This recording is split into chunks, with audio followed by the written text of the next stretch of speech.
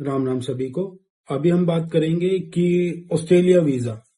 अभी एक ballot open हुआ है जिसे हम मेट्स का बैलेट बता रहे हैं, जो रिसेंटली 1 नवंबर से ओपन हुआ है और 14 नवंबर तक ओपन रहेगा। मैंने इस पर अभी रिसेंटली एक वीडियो बनाई थी कि आप सभी इस पर अपना टाइम वेस्ट मत कीजिए अनलेस यू आर एलिजिबल। तो उसमें कुछ क्राइटेरिया था, उसमें हरियाणा की यूनिवर्सिटी नहीं थी। इसके बाद बहुत सारी क्वेरीज भी आई थी कि सर हमें बैलेट डालना है, बहुत सारे एजेंट अप्लाई कर रहे हैं।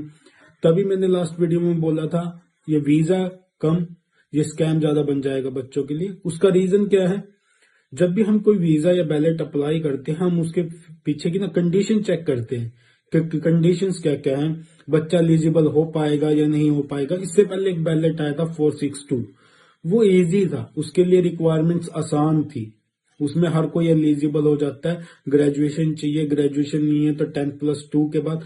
लेकिन जब हम मेट्स की बात करते हैं, मेट्स की रिक्वायरमेंट बड़ी हार्ड है, वो कुछ स्पेसिफिक इंस्टीट्यूशंस के लिए, हर किसी के लिए नहीं है। हार्ड इसलिए है कि वो हर किसी को अलाउड नहीं करते हैं, इसलिए हार्ड बोला जा रहा है। अगर आप नॉर्मली चेक करेंगे तो मेट्स बैलेट इज द इजीएस्ट वन। समस्या क्या है कि हर कोई एलिजिबल नहीं है, वो कुछ स्पेसिफिक कैटेगरीज के लिए है, कुछ स्पेसिफिक इंस्टीट्यूशंस के लिए है, कुछ स्पेसिफिक रेंज में है। तो अगर आप सोच रहे हैं आप इस वीजा का बेनिफिट उठाना चाहते हैं या इस बैलेट का बेनिफिट उठाना चाहते हैं, तो मैं चाहता हूं आप उसके पीछे की रिक्वायरमेंट्स भी चेक कीजिए। ये नहीं हो कि आप बैलेट तो अप्लाई कर दे लेकिन आप उसके लिए एलिजिबल ही नहीं है। अब मैं उसे स्कैम क्यों बोल रहा हूं, अगर आप उसके लिए एलिजिबल नहीं है और आप बैलेट अप्लाई कर रहे हैं, वेस्टेज ऑफ मनी।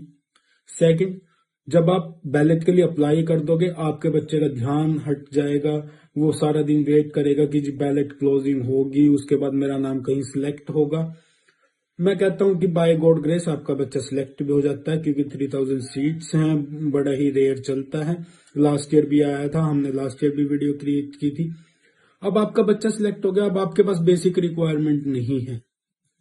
समझिए इस बात को, बेसिक रिक्वायरमेंट ना होने की वजह से आपका बच्चा परेशान होता चला जाएगा।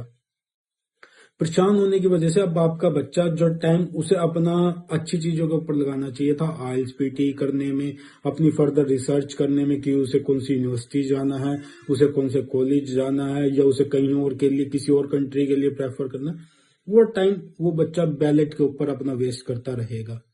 तो वो वीजा कम, वो स्कैम ज्यादा हो जाएगा। एक अपॉर्चुनिटी की बजाय वो एक डिसएडवांटेज बन जाएगी आप लोगों के लिए। तो मैं ये वीडियो के एंड के बाद मैं एक स्क्रीनशॉट भी डालूंगा जहां पर लिस्ट है इंस्टीट्यूशंस की, कुछ स्पेसिफिक फील्ड्स की जहां पर ये वीजा एक्टिव है।